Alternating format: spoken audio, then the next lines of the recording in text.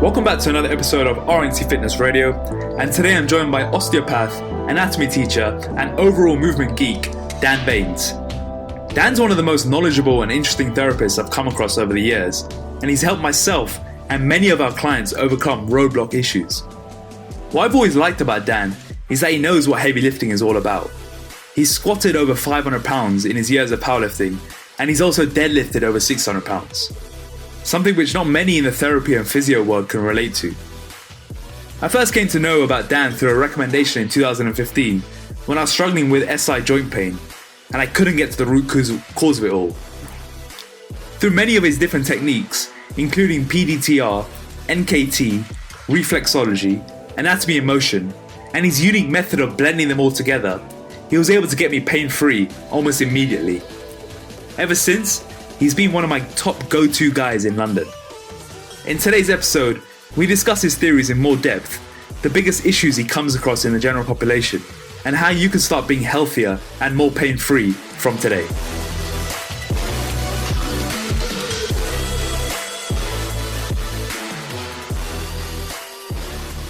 What would be really interesting to start off with is go back a bit in time before you became whatever you want to call yourself, a movement geek, I think. A movement geek is what you refer to yourself as, but a therapist, osteopath, all the different roles that you have.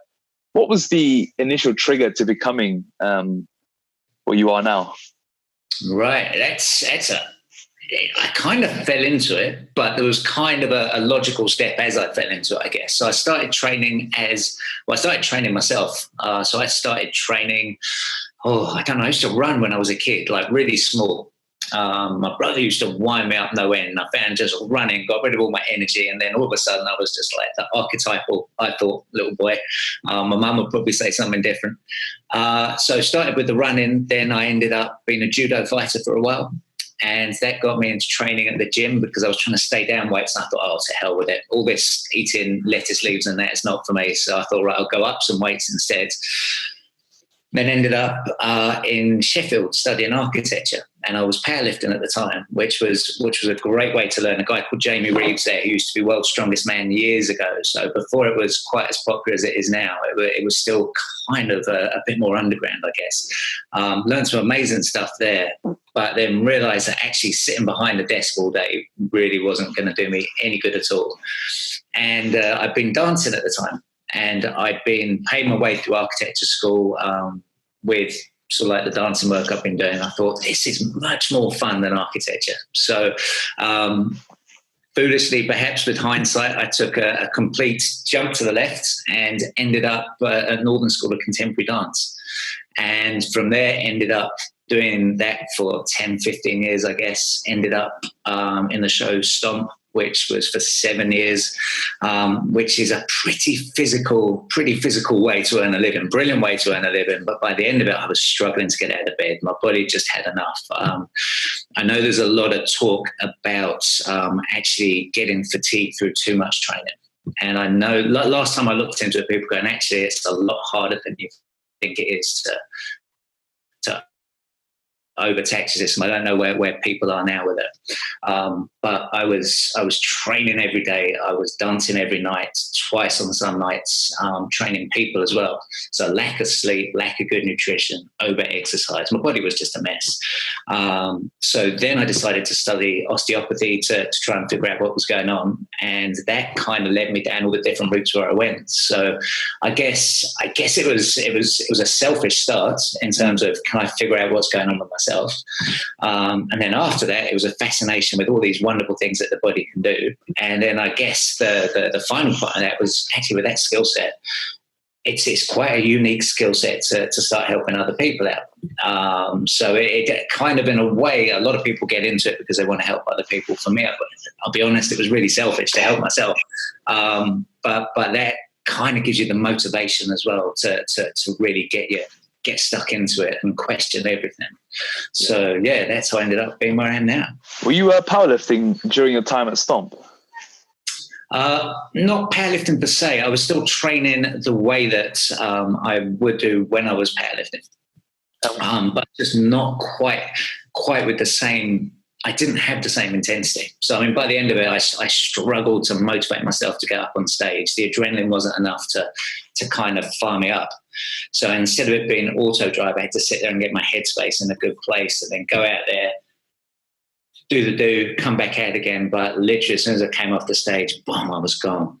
So yeah, I was still training the same kind of way. I would periodize kind of over 4 days. I'd have a deadlift on one day, squat on another day, bench on another day, and then usually a big like a push press or something on the fourth. And then after using those for my strength work, then put a bit of volume work behind each one of those. So deadlift day was kind of retraction work, et cetera, usual stuff. But there was a lot of training going on. Yeah. And what were some of your best lifts? Oh God, blimey! Right. If we go back to my 20s, I mean, I was never a monster. But it was about 5.5 plate deadlift, just over 5 plates back squats. Bench press, that was always weak for me. So I got up just shy of 3 plates, but it wasn't pretty. And what body weight? I was about 90 something, early 90s. So I mean, it was nothing amazing, but actually for my natural genetics, actually, it was a lot of hard work to get up there. So I was kind of proud of those lifts, even though actually going to a gym today and probably you get the floor wiped with you. But I was a small fish in a big pond there. So I guess in a lot of gyms today, you go in with those numbers and people go, it's not bad. That's respectable enough. But there it was just like puppy dog. Those boys were just monsters. And they did it with such power as well. So heavy weights, but just each rep was as if they were doing a warm-up rep. There was so much speed in that. It was incredible. So a great learning place for me. That was always a big buy-in for me because a lot of therapists, they don't have that heavy lifting background. So when I first came to see you all those years ago, and you told me you were a powerlifter who'd squatted over 220 kilos, deadlifted over 260 kilos, that was like a big buy. And I thought, okay, he must know what he's talking about because he's done it and he's messed his body up at the same time. So he's learned from all the mistakes that I've probably made at the same time. And at the time I came to see you was very much about this SI problem that I couldn't seem to solve. And our session involved very little manipulation. And all I can remember really was a lot of tapping and a lot of looking at these 2 straight lines.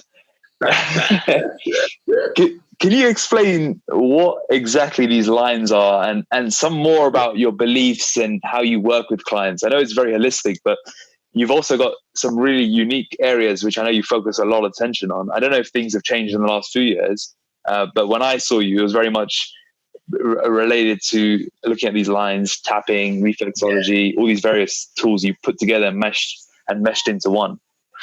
Yeah. So I guess the way I look at it now is movement is always key. So movement is the assessment, and movement is the reassessment. And then the bit in the middle is where I delve into the basket and see what's suitable. So I remember when you came in, you'd seen someone who said, right, you're not allowed to deadlift. You probably never deadlift again. Was that right? Yeah. No heavy lifting ever. Yeah. Yeah, I'm like, that sucks. I'm sure we can do something better than that. So we looked at your movement, then we came back in again. And the tapping stuff is a therapy called P-DTR, proprioceptive deep tendon reflex therapy, which is a hell of a mouthful. But a really, really cool. It's the nearest I have to, I guess, an X-ray and MRI for the nervous system in clinic without having any machinery. So if you think about your body, you've got bones, muscles, joints, which without a nervous system are basically just bits of meat. The same you'd go to the butcher's to get. So as soon as it starts moving, you've got the brain, which is kind of like the conductor. But then the conductor needs the information to be able to conduct. So, for instance, the sheet music, which he's looking at, which he then conducts. So what I'm looking at is how does the body sense information from around it? And how does it then feed that back up to the brain through the nervous system, which then allows the muscles to be given information, for the glands to be given information, the organs, what have you.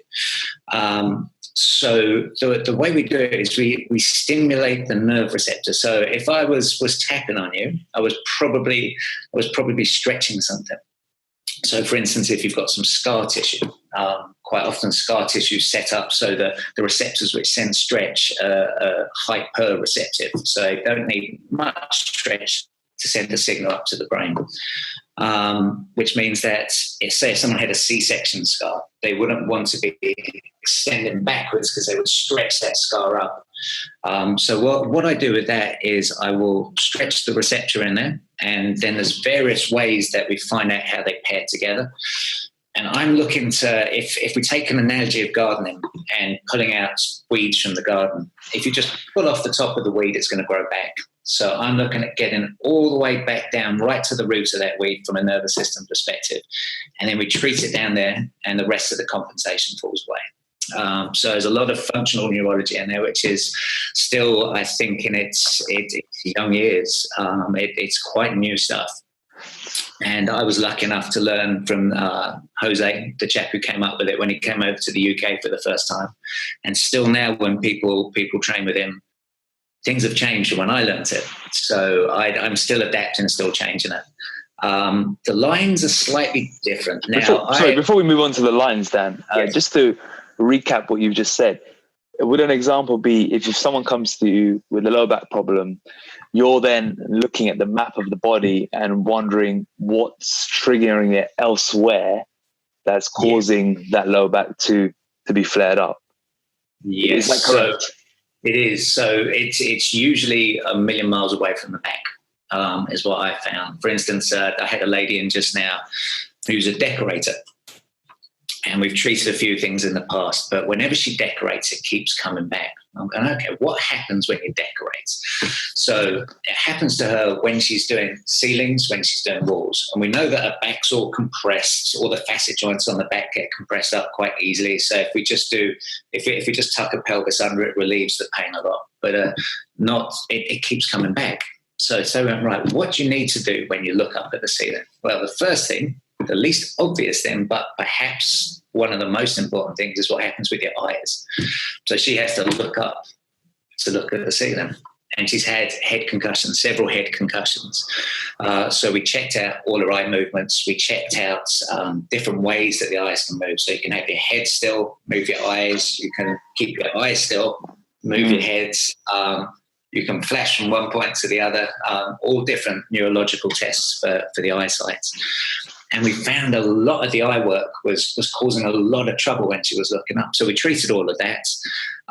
We came back to the movement test, which was basically she had sacroiliac joint pain. So lying on a couch, if she lifts one leg up a couple of inches, she gets pain in the back where she can't stabilize, where she can't get those sacroiliac joints to become strong, the muscles around there. And then just by sorting the eyes out at the end of it, she was going, oh, yeah, it's really easy now. So she'll come back next week and we'll have a little look, see where she's got to. But it's things like that. What's your functional task which causes the problem, which is a lot easier when something isn't really acute. If something's just happened, like a disc issue or something, we know there's a lot of inflammation. We know there's a lot of process going on in there. But if it's a chronic long-term thing, okay, right. Why is conventional stuff not working? If you get your sacroiliac joints manipulated or something like that, and it helps for a day, but it comes back, that confirms that there's something going on down there. But what is it that's causing it in the first place? So that's kind of the head. It's kind of like detective work all the time, which is quite exhausting as a practitioner. Like the good old days where you just give a little wiggle and a clap. Those are long gone. But you find it really amazing. And are you doing this are you doing this through a set of tests, or are you more just probing to see what's causing it? So there's so many ways in. So, I mean, the first question I always ask is, have you had any trauma to your body, to your mind, anything where you've had an insult and you haven't been able to come back from it? So, when you cut yourself, it heals, you get a scab, it comes off, you've got skin underneath, away we go again. But sometimes you get such an onslaught to your body or your mind that actually it pushes you off track, and then you go, I can't get back to that. So you have this new balance point, which then becomes normal too. And I find sort of like scar work is massive, where you've had incisions, broken bones, impacts, and then emotional traumas as well, and also nutritional stuff. Nutritional stuff is fascinating. That's your area of expertise more than mine, but I'm always looking for the bits which I haven't quite got the answers for. So for me, nutrition is going to be the next bit, but it's a big rabbit hole to go down. I see a lot of people who maybe have arthritic joints or long-term pain, which they haven't been able to sort out. And actually, it's not biomechanics. It is that they've got such an inflammatory diet that it's causing problems, and they can sort out the diet, and the pain diminishes. And on an X-ray, they might still have some degeneration in the joint, but on a pain-wise, it's dropped right down. So a fascinating area. Like I say, something I don't know enough about. Despite doing my PT course years ago, it was very much a basics of nutrition. But One thing you said was really interesting. There was the impact of emotional and mind trauma on injuries. Can you expand more on that? Because that's a very fascinating topic. Yeah. So recently I've trained up doing hypnotherapy work because of a lot of the stuff that I was finding. And with the kinesiology work, you can figure out where things are coming from, and a lot of the time it will point to emotions. So if you think about any kind of emotional stressor, whatever you imagine, you as a person feels it as a reality. So if you get anxious about a presentation you've got to do tomorrow, your body is imagining it's actually doing it. It goes into fight or flight. You get the butterflies in your stomach, hands start to shake, you get sweaty. It's a natural response to run away from something or fight something. Except there's nothing real happening there. So if that's been going on for a long time, say, I don't know, something that's happened as a kid, and it's as if the videotape has stopped there and life keeps going on, but actually every time you go back to that incident, it's as if you've gone back to being 4 years old again. This is the same kind of thought process, which is a really stressful thing for your body to be under, your adrenals, everything. So this then has effects with the body. So if you look at some of the Chinese medicine or something like that, where they do a lot of work with organs and emotions, and I find that a lot as well, how an emotion affects an organ, and then the organ affects the associated muscles with it. So if you have something at the top driving it, you can work on all the muscles and everything, but actually the thing which is causing it is just up there. And the cool thing about that is, because the mind doesn't know what's real and what's imagined, then you can actually use that to work on some of the emotional work and then filter that back through the body. And it's when that happens, it's a beautiful thing, because things change at the speed of a thought. It's quick. Sometimes it takes longer, sometimes it's more in depth, but actually body-wise, we can see changes straight away. And so when someone comes into clinic, they say, how do you work? What are we going to do? I go, this is kind of a structure, but when your body starts to unravel itself, then it's going to it's a bit like doing a renovation on an old house. You take the wallpaper off, and then all of a sudden, hold on a second, we need to do the plastering, and there's a bit of wet behind the wall. All of a sudden it kind of unravels, and you find out what's going on. And what are you doing to help people neutralize these emotions that they've got, that they're still hanging on to from the past? Yeah, I mean, there's many ways to do it, and it all works. That's what's been interesting, kind of taking different aspects of hypnotherapy, because like training, like osteopathy, there's lots of different thought processes which go in, and people like to hang their hats on one particular thing. They become a specialist in it.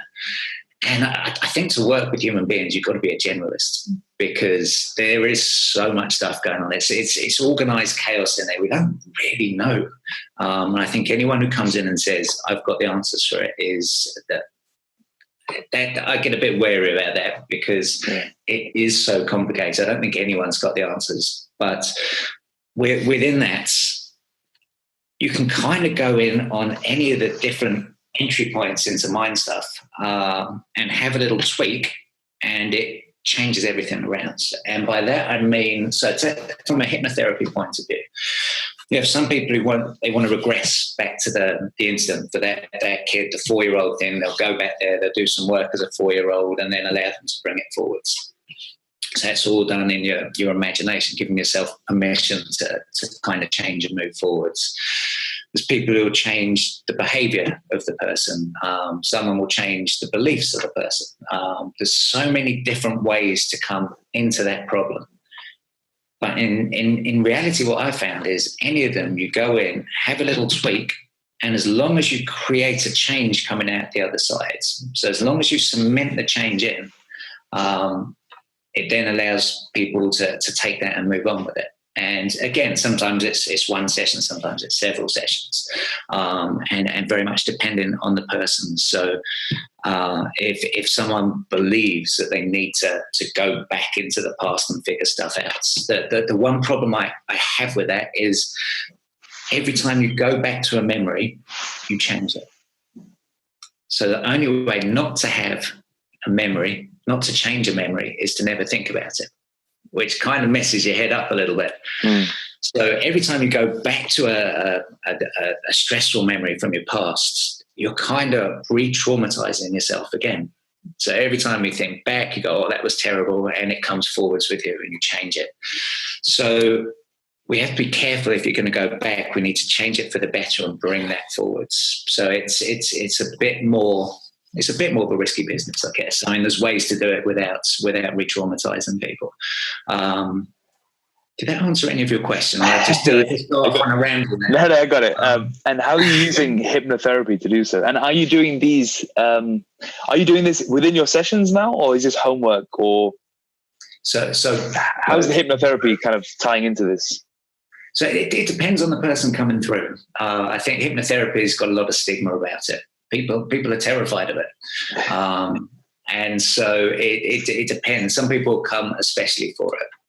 It's a wonderful thing. I remember the first time I kind of fell into it by mistake, like a lot of things that I do. And I came off the back of a 2 or 3 day training, and it felt like I'd been on holiday for weeks. I was just totally relaxed. You're totally in control all the way through. And it basically enables you to take control of your thoughts. It's got nothing to do with some of those old films which you see. It just really empowers you to kind of get in touch with your mind, your thought processes, and make some incredible changes. So it depends. If someone comes in specifically for it, then that's easy. Obviously, we go through that. But if people come in and we go, actually, there's an emotional side to this. We can show them through testing, so through kinesiology work, and then they've got options. So there's so many ways to it. You can chat through, which can create change. P-DTR has a version of things which work, which is kind of weird, but it seems to work. Yeah. Or you can work with the hypnotherapy. You can work with visualization, metaphor. Whatever that person feels comfortable with, we use that as our end, all with the same end goal of scrambling it and making something wonderful at the end.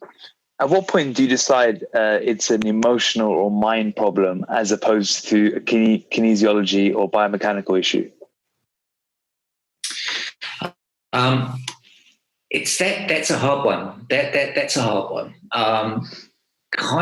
It's when my patient unravels to me. So something might come out with the testing wise, so we can tell by doing certain things when there's an emotional element to it. So that's kind of cool because you've got a very on-off kind of switch. So they go, okay, I see what you're saying here. Yeah, there is something there which I've been holding on to. So then we'll work down that way. It just comes out in so many different ways. I usually start with biomechanics first. That's what most people come to see me for. And over time, something might change, or someone's doing really, really well. Then I had a lady the other day doing brilliantly, and then she came back the next weekend and went, actually, I feel terrible. My back's hurting, this, that, the other. Right? What's different? What's changed? Have you done anything different exercise-wise? No. Work-wise? No. Anything stressful happened to you this week? And then she opened up about some stuff, and you go, okay, do you want to explore it? Yeah, that would be cool. So we kind of dropped in that way. So I don't like to force anything in the session. It's just what naturally comes up. And if someone goes, yeah, I'd like to explore that, we go down that route. So when people say that they're holding stress in their shoulders, or is that true? I would say yes. Yeah. I would say yes. One thing I've learned is what someone tells me in the session at the start, I can go all the way around the houses, and 9 times out of 10, we come back to what they told me right at the start of the session. So if someone says that every time I get stressed, I feel my shoulders get tight, we know there's a stress response in. So yeah, I would say so. Definitely. Digestive wise, I mean, IBS, massive. But again, if you bring it all back down to that fight or flight, what don't you want to do when you're stressed? When you're about to run away from a monster, you don't want to digest a 3-course meal and make babies. You want to ditch everything and go for it. So yeah, it explains perfectly some of the IBS symptoms. Got it. Shifting gears back to the biomechanical element, let's touch more on the straight line theory, or the straight line method. That's one thing we were about to talk about earlier. But yeah, back onto the straight lines. And for the listeners who are wondering what these are, it's basically a laminated piece of paper with 2 straight black lines running in parallel to each other, almost like train tracks. Yeah. So, I mean, I've ummed and ahed about this for a long time because it works. We know it works. It happened. Everyone gives you this look where they go, really? And then the first time I go, you were right. You're not just crazy. Something actually did happen. Sometimes it takes a while to, when someone comes in, so nervous system wise, they can have their whole body not being responsive to these lines, which tells us that there's a big part which we have to find first before we can start work. But the parallel lines, from what I've read from Jose, he discovered it when he read an article about how when the road lines were in a straight parallel line, there were loads of accidents. So they broke up the parallel lines, and all of a sudden 50% of the accidents stopped. He goes, this is interesting. I wonder what happens with your nervous system to make that change. So then he started testing it up and found that parallel lines inhibit muscles. So, for instance, if I was to test your lat muscle, I think that's the one we used to do with you. Yeah. And then looked at the lines, it would be strong. You look at the lines, and then all of a sudden you can't hold it down, which is a normal functioning muscle, a muscle which can switch on and off when it's needed. A cross does the opposite. So a cross should make a muscle strong, so you can't pull it off from the sides. Now, the theory behind it is, and actually my missus was having a wisdom teeth removed yesterday, and I was playing around with this with her. So just to pass a bit of time, she's my guinea pig for everything, bless her. She's been through the lot.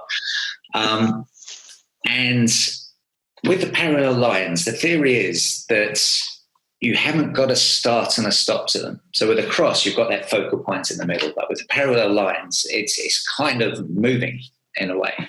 And then your body realizes that it's still. So you've got this confusion between my eyes feel like I'm moving, but my body's still, which causes whole body inhibition of your muscles.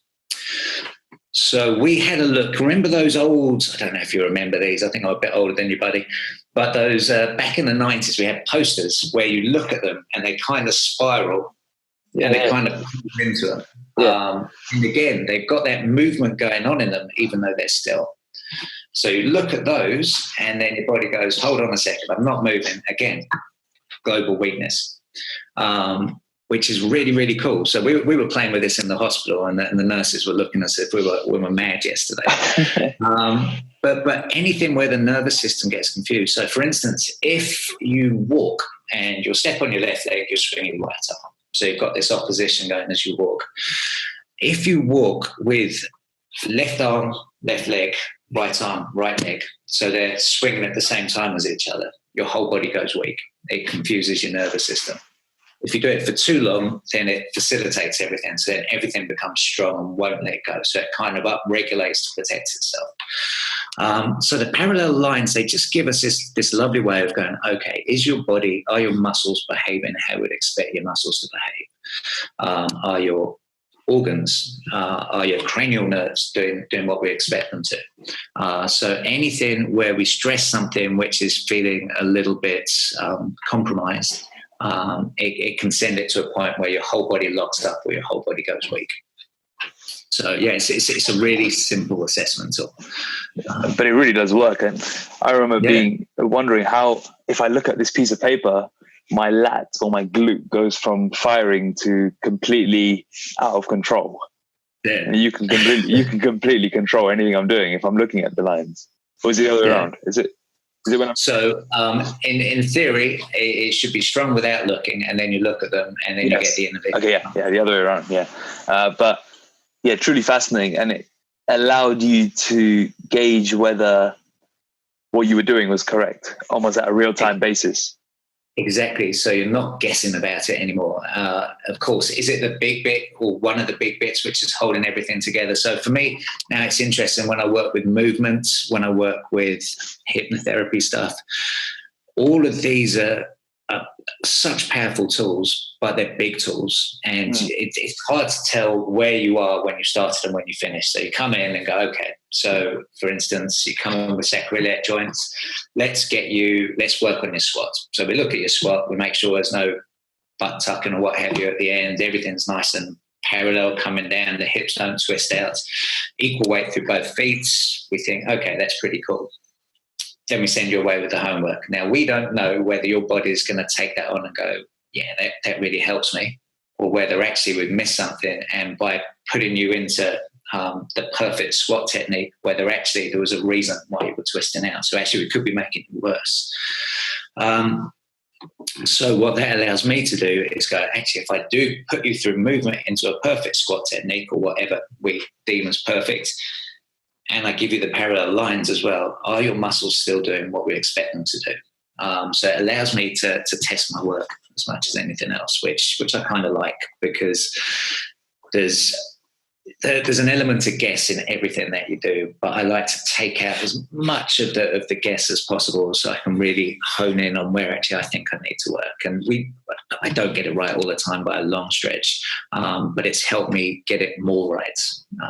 So yeah, very cool. Yeah. For the desk jockeys who are out there, and I'm probably one of them now because I'm predominantly an online business. What are the biggest problems and things we need to be wary of as we continue living this lifestyle? Now, this is a really, really interesting question. If you look at all the research stuff now, people are going, sitting at a desk doesn't have a correlation with your back pain. Posture, there's a lot of talk about whether posture is actually important. I don't know if you've seen this in your work. I have. With the posture and pain, it's interesting. One of our coaches, Nathan, he's got a big interest in biomechanics, and he posted a controversial video in our group about how posture and pain aren't really linked. And some of the physios weren't too happy about it. But it was definitely an interesting thought, and I think there is something to what he was saying. So I'll be keen to know your thoughts here. Yeah. Well, I would love for it to be the fact that posture doesn't matter. But for me, posture isn't a static thing. Posture is posture through movements. You're going through postures all the time. Is there a neutral posture? I don't think there is. There's a resting posture. So if you stand up and I assess someone, there's the posture they like to stand in. Now, from a movement perspective, I think if you can access all these different postures and movements and you can do it under thresholds. So for instance, if you were to touch your toes, most of the time you'll flex your back. It's a Jefferson curl, isn't it? Where you go down with a stiff leg deadlift with a flex back. If you haven't got massive disc issues or something, and you train it like you would train a squat. So you don't go in and whack 3 plates aside and walk down into it. If you gently train that, in my headspace, that kind of makes sense. I think if you're twisting joints the way they shouldn't be going and stuff like that, then actually you're setting yourself up for a little bit more of an issue. I see a lot of elderly people down in Hastings as well. So it's a very different, up in London, I would say probably a younger brigade, a lot more training brigade. Down in Hastings, a lot more elderly people. And I see them after an old injury's been sitting there for 30, 40, 50 years. So definitely long-term it has an effect on your joint health, without a shadow of a doubt. From a P-DTR perspective, if someone's in a twist standing up and that's the posture they like, nervous system wise, that's an unhappy body. Nervous system affects muscles support joints. And so then you've got that compensation going through. I think the argument's more about, can you access different movements comfortably, as opposed to, is it good to sit in one posture which is asymmetrical and twisted and putting stress through certain things? Because definitely from a nervous system perspective, that stuff's important. So it's going to be interesting to see where all the research goes. I like to put a few eggs in one basket, a few eggs in the other. And like I say, be a generalist. So I'll take some of the information from there. And then at the end of the day, I think you've got to step back from it. So last year I stepped back from social media stuff for a year, 2 years, because it's confusing as hell. And everybody goes, this is the right way. And it's only by stepping back and going, actually, within my realms, I've got a laboratory in essence where I help people every day. Mm. So from there, I can start to build my own map of what I believe is going on. And like I say, it's just my belief. But you take away that confusion of having bombarded information all the time. You sit back and go, actually, what makes sense to me? Does that make sense? Well, kind of bits of it do, bits of it don't. So I put one toe in one bit, and then I keep myself grounded in the middle, which means if you don't put yourself out there, nobody knocks you down. But I just keep an eye on what everyone else is doing as well, and then go, actually, I don't care, because you're not in my clinic. Now this is where I make my decisions. And that took a while to do. Yeah, that's super powerful from both coach and client, or from therapist and patient, in that you don't follow too many different sources, because then it ends up just being confusing for everyone. Yeah. So nutrition-wise, I've seen you post a fair bit about that and how to keep it simple. And by the way, I saw your post the other day about your initial assessment. When you come in and you create the goal. So the why question. Three why questions. Yeah, the why behind your why. Yeah. Yeah, really powerful stuff. And I think when I was reading that, I was reading a book at the same time, which had a similar kind of premise to it. And it's incredible. You can put any kind of question behind that and feed it through that algorithm, and you come out the other side and go, well, that's kind of cool. I've got some really amazing stuff, which is an incredible driver to take it forward. So I love the fact that you're doing that. Really cool. Great. So back to the sitting. So one more thing on the sitting. Is the key point there that if you sit all day, as long as you're still able to access weird movements or awkward or new movements, you're okay? It depends. It always depends. So for two people, like if someone comes into me with back pain, and one of the things I might do with them at the end is I go, it hurts when I sit down. I go, okay, that makes sense. So sit down for me. Let's see what happens. And they might be slumped down, and their whole nervous system just shows me that it's really not very happy there. So we go, okay, let's just bolster you up a bit, get you into a place where things are behaving more nicely. And I go, okay, right, that seems to be a nice place at the moment for your nervous system. So that's your homework. When you sit down, go into that place, and then let's see where you are next week. Really simple. For other people, they might like to flex a little bit. So it's different for everyone. So it's really hard to give a one-size-fits-all. I mean, if I go into common sense mode, I go, okay, sitting down, most of the time you flex your lower back. It's probably not going to love that. I know when I did my exams and there was a lot of sitting, my sacroiliac joints hated it. So to me, it makes sense to get up and move around. And if we think about how you're sitting, you're in a lot of hip flexion. So actually, let's have a look at how we can maybe lengthen that out, but also strengthen it at the same time. So if we've got movement, have we got strength around the joints? I think those two things are really important. So it's the training bit is massive for me as well. I think nervous system's a good place to start, but actually once you've got some basics there to get people moving is phenomenal. Sometimes it has to be non-specific moving. So a lot of people who are at a desk all day, I just say, go into the gym, get on the cross trainer, move around a bit, get on the bicycle, go for a walk, something which is nondescript, but getting their lungs moving, getting their joints moving. Brilliant. For some people, it needs to be more specific. For some people, you need to load something.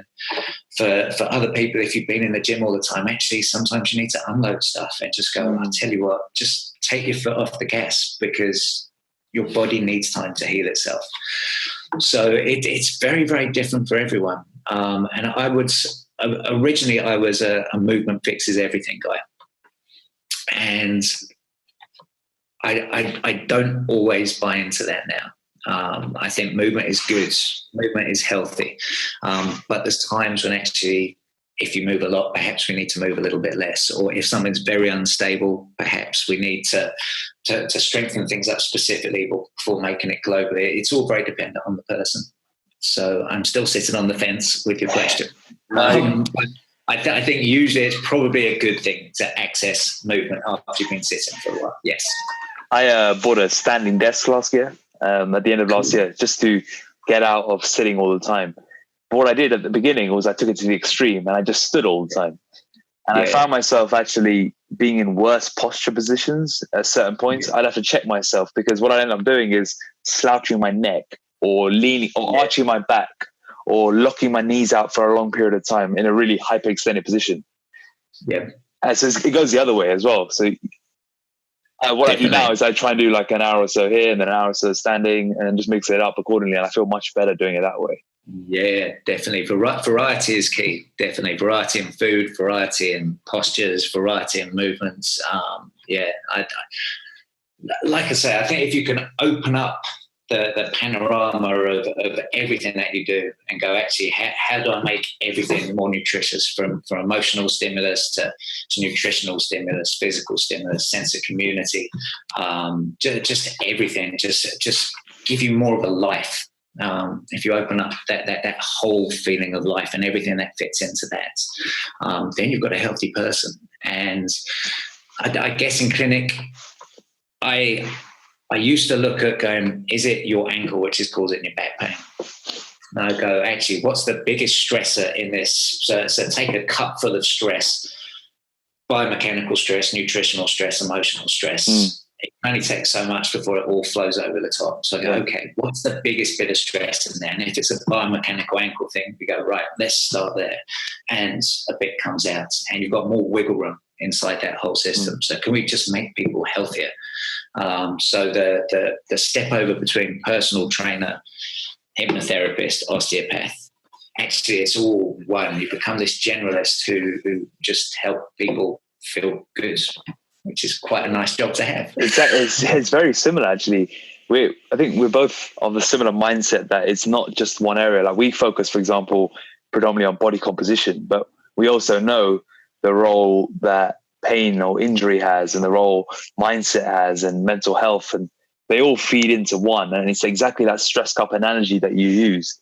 Your body doesn't recognize different types of stresses. It's all one to the body. And if that stress cup's overflowing, you need to get rid of what you decide is what you call it as the biggest chunk, and find the wiggle room to then make more changes afterwards. Yeah, definitely. It's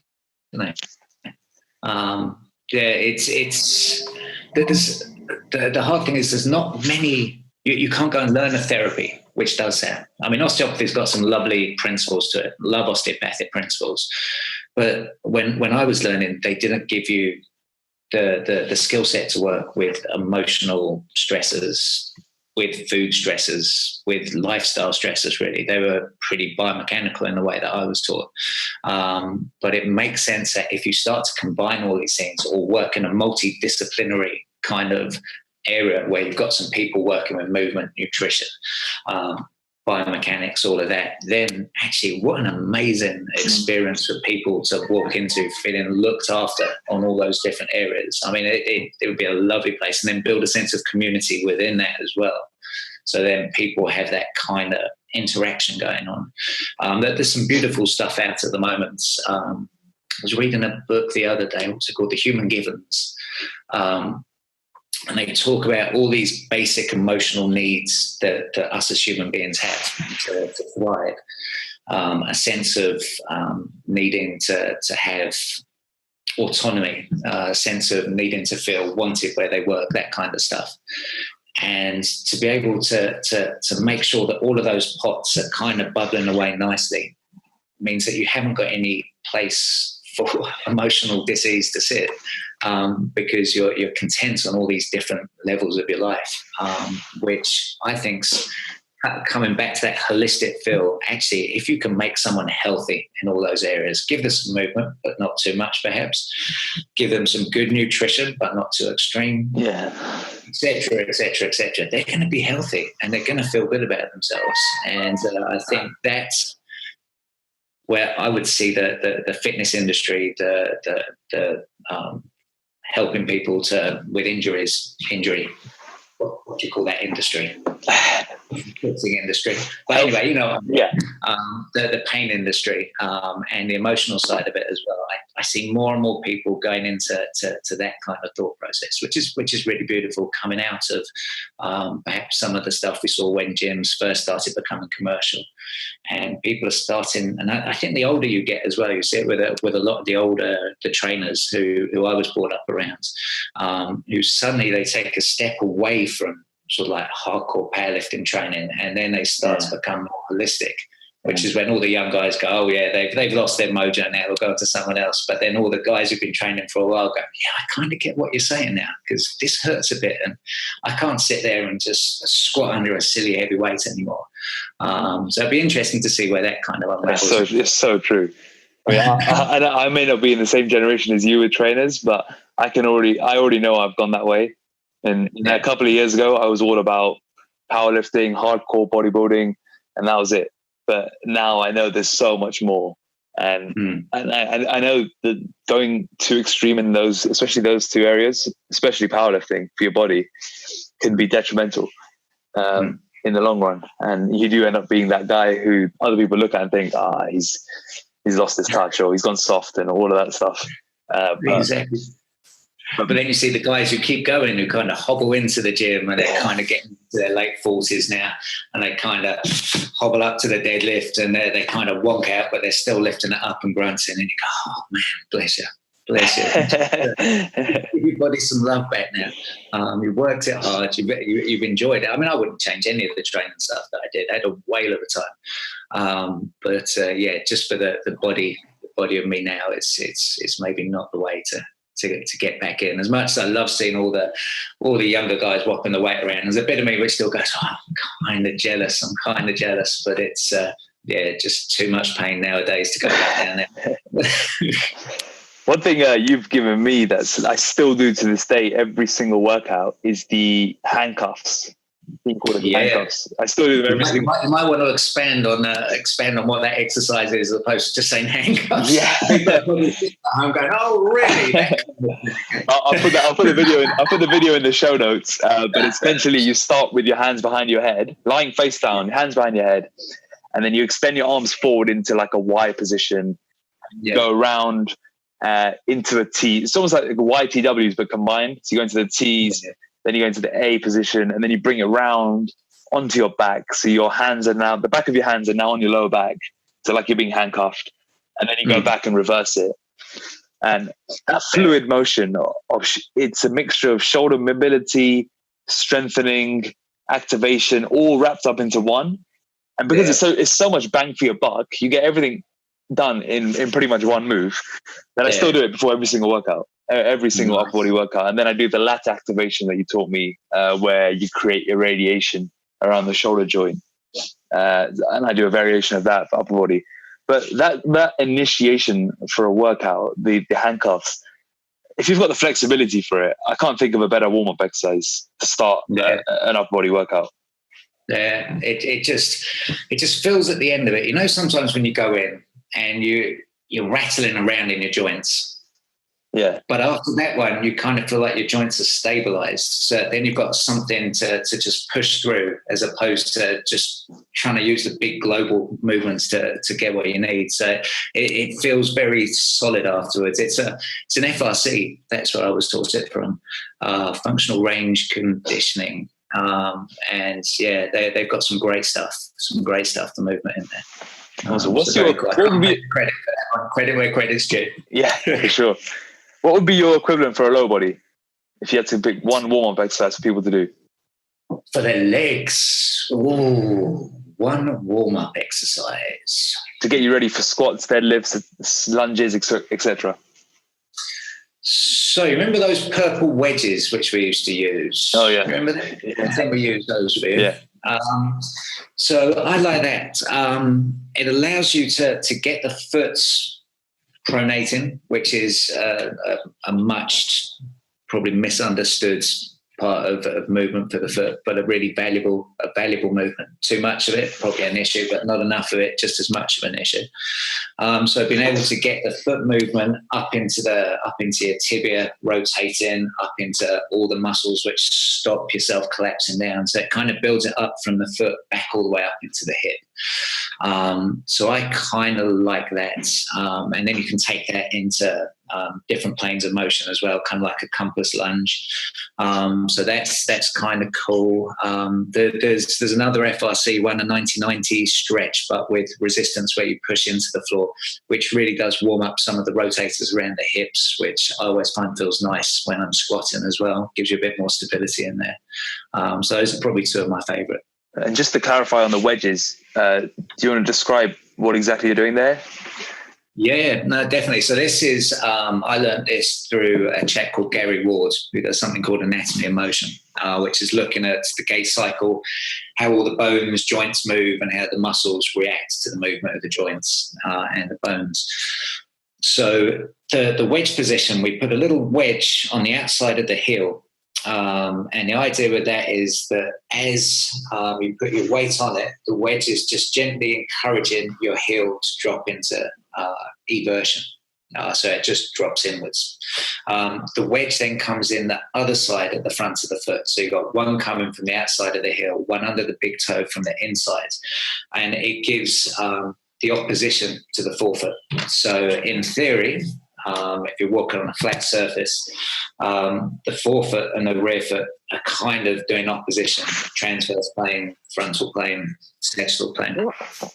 So it's basically encouraging that movement. So all the underside of the foot can lengthen and all the bones can start to have that cascade effect all the way from the top. So as the talus bone or the talus bone, depending on however you pronounce it, it then just gets a chance to ride off the side of the calcaneus, which then sets off this chain reaction coming all the way up. So yeah, really, really powerful exercise. And again, something which leads me using the neurological testing as well to figure out actually why is that foot perhaps not doing what we'd expect it to do. And then you can come up to rib injuries, head injuries, all sorts. So that's always fun to play with. Amazing. What's next for Dan Baines? Oh, mate, that's a hard question. Well, at the moment, the place I work from in London's having a refurb. So the Aldwych Hotel's having a refurb. So we've got another month of that. I'm over at Jubilee Hall at the moment, round the corner, which is a lovely big gym, but I haven't got a treatment room. So it's driving me a little bit nuts. So I'm back in there in a month. What's next? I guess maybe that little bit of nutrition. Then I'm always learning new stuff, but I think it's fascinating. I probably learned too much stuff, but I find it really, really interesting. I've got back into classical osteopathy recently. I kind of trained as an osteopath, left it aside for a bit, learned all this other stuff, and I thought, actually, I need to go back in with all the knowledge I've got now and then just see it through a different set of spectacles. So I'm doing a bit of classical osteopathy work at the moment, which is very, very interesting in terms of how the spine and all the innervation of the organs, how you can get visceral stuff, rashes, and then come back to the spine and work it all through. So I'm kind of layering that over the neurological stuff at the moment. Maybe move down to Hastings full time. That would be the plan eventually. Really? You know what London's like, it keeps crawling your back. And actually, unlike you, who can do it online now, which is brilliant, I still need to be there and have my hands on people. So I haven't figured out a way to be able to do it online. So I've still got to go old school with that. So it would be nice to spend a bit more time down here. We're getting a new dog soon. We've got 2 little ones at the moment, and we lost one around Christmas time. So we've got a new Boston Terrier who's arriving in a couple of weeks. So it'd be nice to spend a bit more time around with him. And I don't know. I just kind of float, going wherever I feel a little bit of attraction come, and I go and explore something else. So we'll see. We'll have a chat in a year's time, and who knows where I'll be. Who knows? And on that note, where can people find you if they want to consult with you, book an appointment, or just find out more about you? Yeah, so I have got 2 websites up at the moment. I have got one which is more for the physical stuff. So that is, if I remember right, Daniel Baines, that's DanielBaines.co.uk. And the other one is DanielBainesHypnotherapy.com. So those 2, you'll find a load of stuff on there. You can find me on Facebook. I don't know what the link is for that, but the best place is go onto the website, and there's loads of information there. So have a rummage around. I keep all my old blog posts up there from day one. So I don't necessarily agree with everything that I've written, but I kind of like keeping it there as it's kind of like a transition, so I can look back and go, I don't agree with that anymore. But it shows that kind of learning. I don't hold on to anything if I'm not too precious with it, if I don't think it's serving anymore. So have a rummage through that, and perfect. I'll link those in the show notes for everyone to check out. Let's finish up on a couple of rapid fire questions. Oh, right. First one, what is number 1 on your bucket list this year? Number 1 on my bucket list this year. Whoa. I've been doing a lot of surfing recently. So I would like to get over to Cornwall and catch some bigger waves. The Hastings waves are cool, but Cornwall seems to be the mecca in the UK. So I wouldn't mind getting there. Great. What is your favourite book? My favourite book? Oh, God, it changes from day to day. Favorite book I've read recently is that Human Gibbons book. I thought it was a really, just like a really sensible book on who's it by? The mind and emotions. It's by Terrell, and there's another person in there as well. I forget the 2, but if you look up Human Gibbons, Givens, you'll find that knocking around somewhere. And who should we have on the podcast next? Oh, my mate Chris Sritheram. That's a mouthful to pronounce. I used to shadow him in clinic when I was learning my osteopathy. So he's the co-teacher of anatomy and motion. The guy has just the most incredible mind. Really.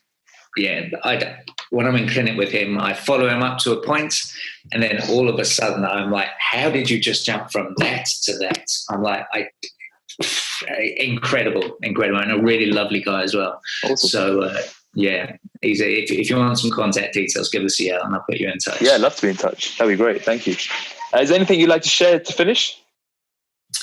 No, I think that's it. Thanks ever so much for having me on. I mean, it's like I said, I've seen all the stuff that you've been putting up, and I'm like, go on, doing brilliantly, doing some great transformations. So, really pleased with you. And, it's just lovely to catch up again. It's been a while. Thanks so much. If you enjoyed today's episode with Dan, and you know other people who'd gain a lot of value from his insights, please share it with your family and friends. For more information, please visit www.rntfitness.com. Thanks for listening.